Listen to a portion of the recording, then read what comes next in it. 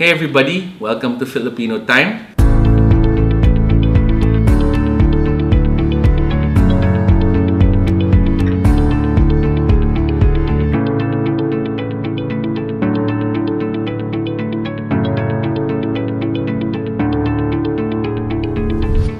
We have our guest today, Gian Paolo Bernardo, and I've been following Gian on his posts and really seeing all his watches, and I couldn't resist but inviting him. So Gian, thank you for joining us Thank you today. very much for inviting me. So what we have here in front of us for our first part is Jan's Japanese collection. But before we go into the Japanese collection, here is a watch that started it all. Gian, tell us about your fossil. All right. So you're gonna notice the fossil we have here is, I guess, the most affordable watch I have. This started it all for me because this was a gift from my mother. This unassuming diverse fossil. It's a quartz. It's one of the very few quartz I have in my collection. What diameter is this? I think that's a 39. 39. Yes. And how long ago was I've this had that presented? for, I think, 17 years now. Wow. Okay. 17 years and maybe 30, 40 dives with me. Wow, that's awesome. Have you changed the battery yet? Twice. Twice. Twice since the long 17 years. Wow. And it's also the only watch I've worn in the dives with me from any of my watches. Wow. Okay. So it has all the cred. Yes. Over the suit, inside the suit. No, I've had that when I was a young guy in school. So Okay. I never really wore it after when I started working. So Okay. never. No, I meant inside the dive suit. Oh, Or outside the dive suit. Outside the dive dive suit. suit. Okay. All right. So, thank you, Fossil, for bringing Jan to us. And next, we have this very interesting Seiko, which I know you recently purchased. This was with my collection for a while now. Oh, okay. I got the Ananta from another watch enthusiast. We traded a couple of watches before.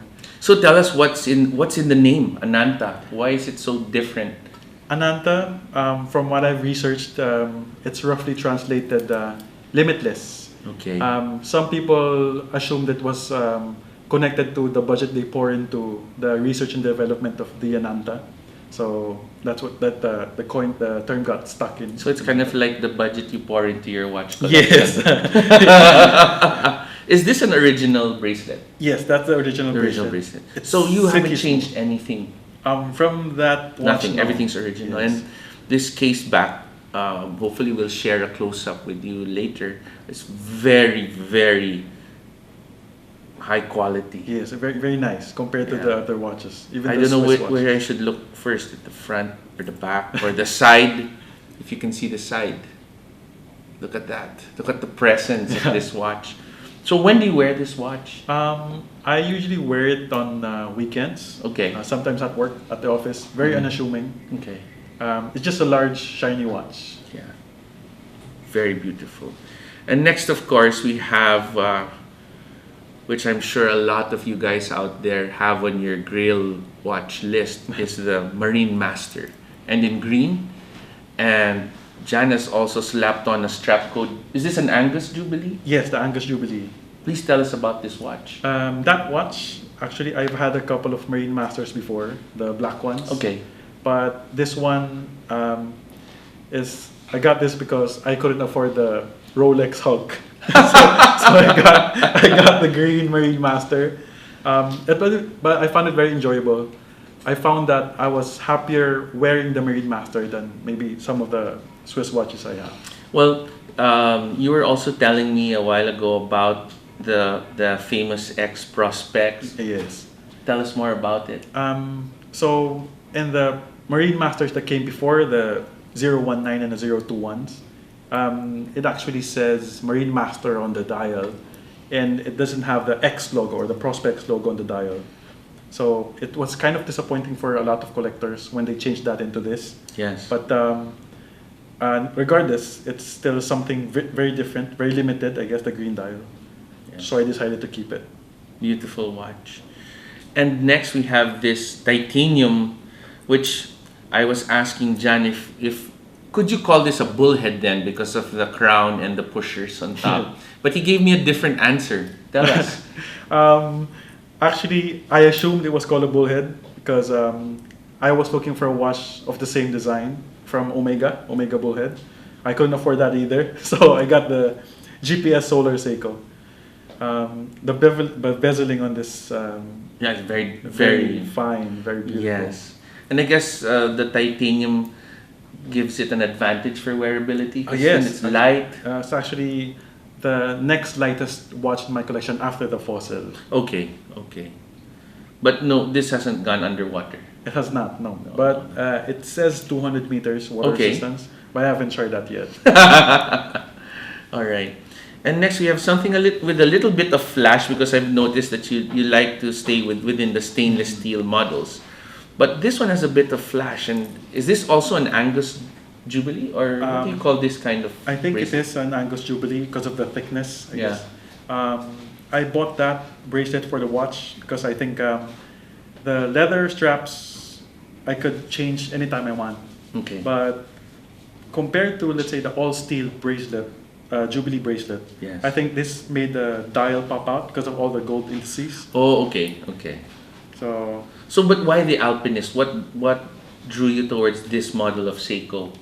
I'll be honest, I wasn't really interested in Alpinist. I think I posted in the group before. Okay. I didn't find it attractive at all. Okay. Up until I've seen a couple of our Seiko enthusiasts share their stories about it and how versatile it was. Yeah. It wasn't until I got it in my hand when I started appreciating it. Okay. And you call these, I think you call these cathedral hands, right? Yes, the cathedral hands. I don't know much about it, but it's the same hands they use on the older Longines. Yes. Yes. Beautiful hands, something different. So when do you wear this watch with the two-tone bracelet? I've only worn it twice before. Okay. Mostly at the office. Okay. I don't like gold tones on my watch. Okay. But you made an exception for I made this an one. exception for the SARB, yeah. Yeah. And next we have this, and we can tell that Jan is really into the strap code bracelets because even his OSD 300 is on an end mill by strap code as well. So tell us about the OSD. The OSD, this is actually my the third OSD. Oh, okay. The first few ones I flipped. All right. But which colors have you owned? The black and then the white one. Okay. The white one. So I got this third one. Actually, got it from someone I don't know from Switzerland. Wow. Okay. So this Orient, which is Japanese, came from Switzerland. Okay. I paid the guy through PayPal. Okay. Like without thinking, I just paid him off, and he told me he shipped the watch to me. I had to wait 6 weeks for it. Okay. With no update from the Philippine Post. Wow. I had to wait, but I was comfortable paying that price for the OSD. And were you happy? It looks like it's in good condition. Very good condition. Complete box and papers. But the problem is, I didn't like the bracelets on the OSDs. Okay. That's why I replaced it with the strap code end mill. Yeah. So what I wanted to ask you, or one of the other questions I wanted to ask you is, since you own both the OSD 300 and the Marine Master 300, what makes them so special, or what makes them so similar or different? Because then I've seen some reviews where these two are usually matched up against each other. Although, I mean, obviously I can see a difference in size, but I'm wondering about, actually wearing them. Well, more than the size, I think it would come down to preference. Okay. Because I believe they're both tool watches. But the polishing on the Marine Master for me is a little bit more, I guess, showy. Okay. Compared to the OS 300. But other than that, I think the bezel and the indices plays a part. Okay. Because if you've noticed, not just the case is brushed for the OS 300, even the bezel and the indices. So it's kind of toned down. It's toned down Marine Master for me. Okay. Well, I know that something I was looking at, which I'm not really exactly sure about. But if you look closely and you looked at the crown of the Marine Master versus the crown of the OSD, they've said, and well, we can see it here now, that the OSD is actually at the 4 o'clock, while the Marine Master isn't. I haven't noticed that. So if you have OCD, I'm sorry. I haven't noticed that. Yeah. Another thing, well, personally, I've also owned a red OSD. Beautiful. And what I liked about it was this, when you look at the power meter and they even cut out this 1 o'clock slightly, I felt that that was a nice touch. Yeah. Very detailed change to the dial. So what's next for your Japanese collection?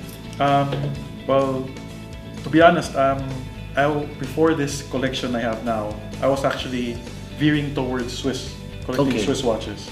But now that I'm back to the collecting Japanese watches, I'm looking into Grand Seikos, the manual wine Grand Seiko. Okay, so I hope that you'll stay tuned for our second episode on his Swiss watches, and maybe we can invite you back when you come full circle with the Grand Seikos. Yes, I love to.